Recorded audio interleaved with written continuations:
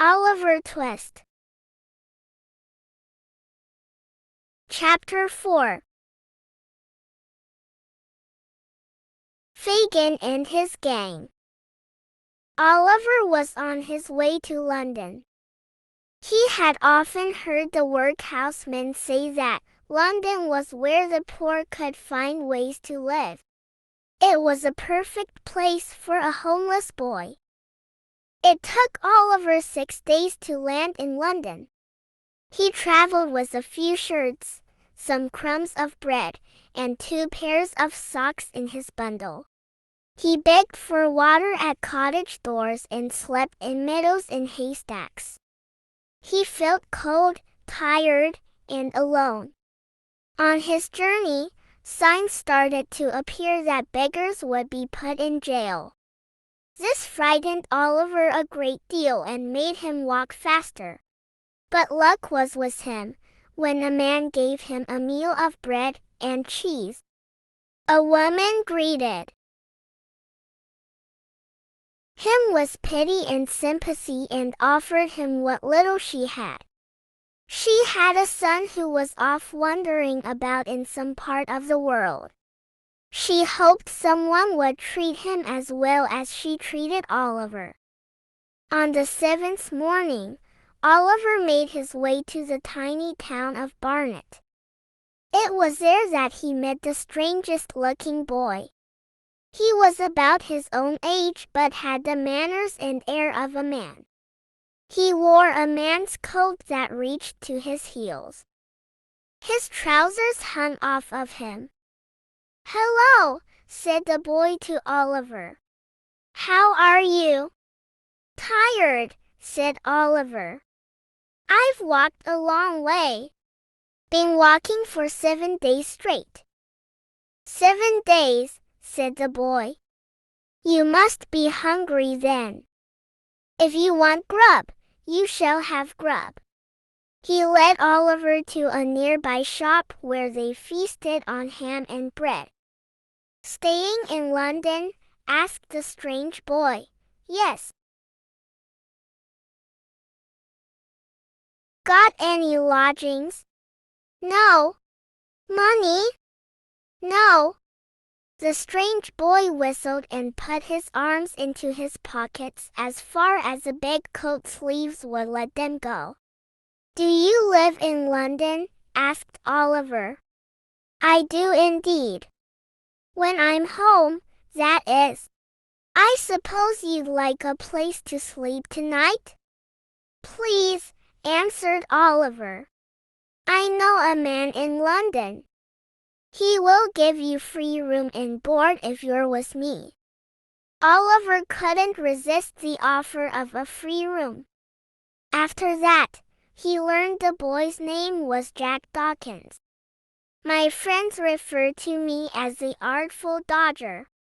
It wasn't until 11 o'clock that evening that Oliver and Jack made their way to the man's house. As they approached the town, a stench invaded the air. It was a dirty and wretched place. By far, it was the worst that Oliver ever laid eyes on. For a split second, Oliver thought of running away.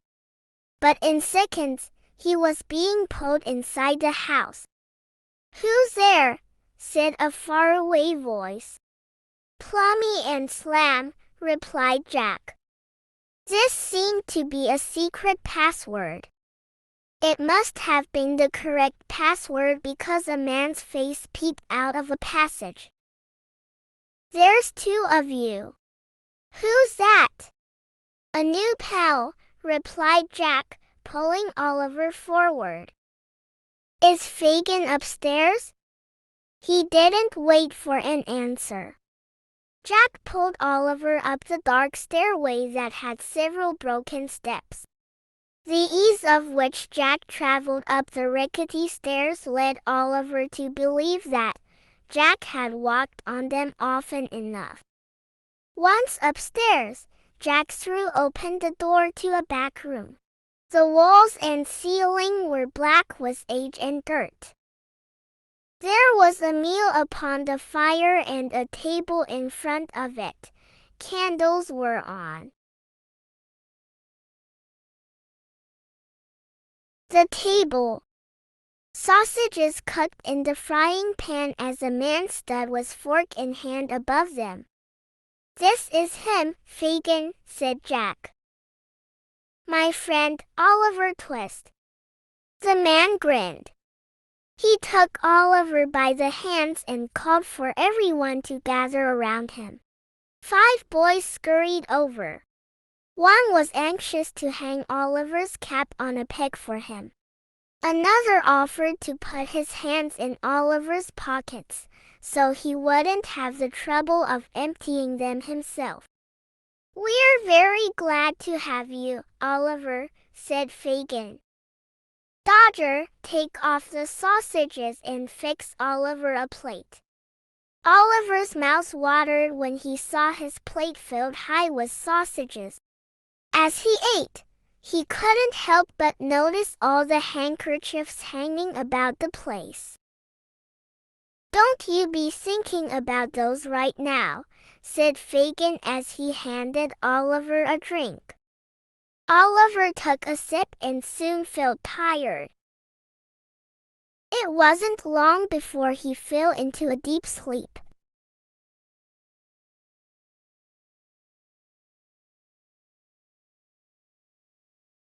Fagin and the boys tricked Oliver into thinking that they earned money by cleaning handkerchiefs and making pocketbooks. "Maybe you can teach me to make such beautiful things," said Oliver.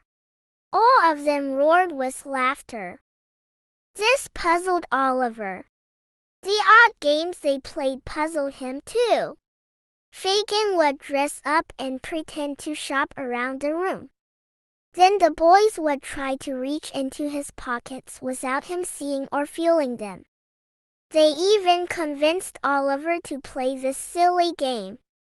It wasn't until a week later that Oliver understood that it was not a silly game at all. They were practicing their pickpocket skills. All the handkerchiefs and trinkets in Fagin's room were stolen.